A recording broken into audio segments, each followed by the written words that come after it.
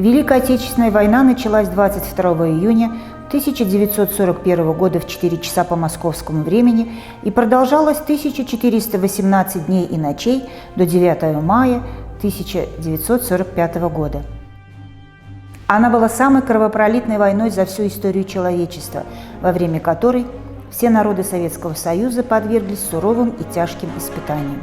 В первые дни войны тысячи и тысячи граждан Туркменистана добровольно ушли на фронт, чтобы вдали от родины, с оружием в руках, защищать свои идеи гуманизма и человечности, чтобы коричневая чума фашизма не проникла вглубь Советского Союза.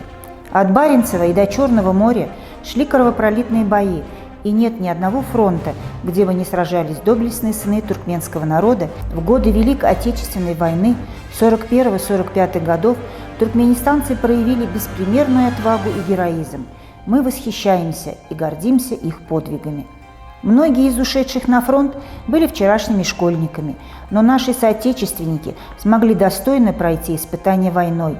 Примеры беззаветного мужества, храбрости и бесстрашия показали они на полях сражений.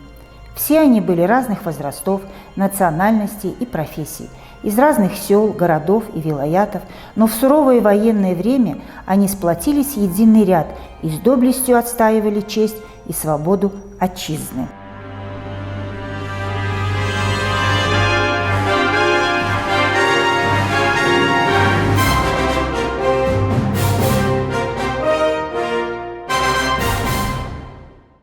«104 воина-туркменистанца были удостоены высокого звания Героя Советского Союза. 19 человек стали полными кавалерами Ордена Славы». Накануне праздника Победы в Музее Великой Отечественной войны города Туркменабада сотрудниками музея была организована выставка, посвященная нашим землякам, участникам Великой Отечественной войны. В оформлении организации выставки приняли участие дети и внуки воинов-героев, полковника Махтумова Абды, старшего сержанта Авлякулиева Бахрама и ефрейтора Телиупа Абдубая.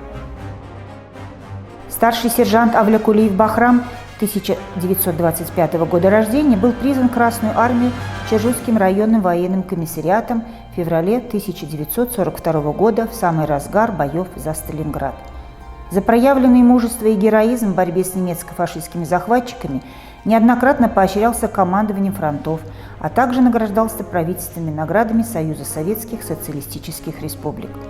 Старший сержант Авлякулиев Бахрам свой боевой путь прошел в составе пехотных частей, принимал активное участие в боях в составе 1-го Прибалтийского и 3-го Белорусских фронтов. Также участвовал в разгроме милитаристской Японии и за проявленное мужество и героизм на фронтах Великой Отечественной войны и за участие в разгроме милитаристской Японии был награжден боевыми наградами, такими как Орден Отечественной войны первой степени, медалями за отвагу, за взятие Кёнигсберга, за победу над Германией, за победу над Японией. Ефрейтор Телиуп Абдубай 1914 года рождения был призван на фронт Чержузским районным военным комиссариатом в марте 1943 года перед началом боев на Курской дуге. В октябре 1944 года артиллерист Телиуп Абдубай героически сражался в Карпатах. Так, в районе деревни Долгони в Чехословакии 17 октября 1944 года ефрейтор Телиуп Абдубай проявил себя храбрым и мужественным бойцом, способным сохранить необходимый темп, несмотря на сильный обстрел батареи артиллерии противника, за что получил медаль за отвагу. Далее в боях за освобождение Польши в составе 1-го Украинского фронта проявил мужество и отвагу в районе Обытков Шленского воеводства. При отражении ряда яростных контратак в составе расчета подбил 2 станковых пулемета, подавил огонь 2 минометов и уничтожил до 20 немецких солдат, за что и был награжден Орденом Красной Звезды. Данные факты проявления героизма и отваги ефрейтора Телиупа Абдубая подтверждаются рапортами командира 8-й батареи 346-го артиллерийского полка 38-й армии 1-го Украинского фронта.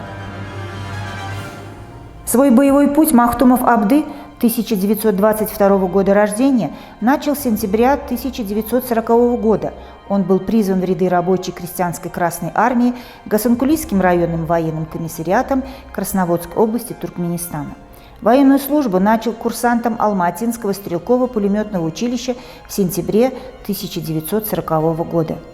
Не окончив полный курс обучения в военном училище, так как началась Великая Отечественная война, в августе 1941 года всем курсантам было присвоено звание лейтенант и выдано офицерское обмундирование, после чего лейтенант Махтумов Абды был направлен по месту службы в город Ташкент в составе 387-й стрелковой дивизии, откуда в конце лета 1941 года дивизия была переброшена в город Термез для подготовки к боевым действиям на Западном фронте.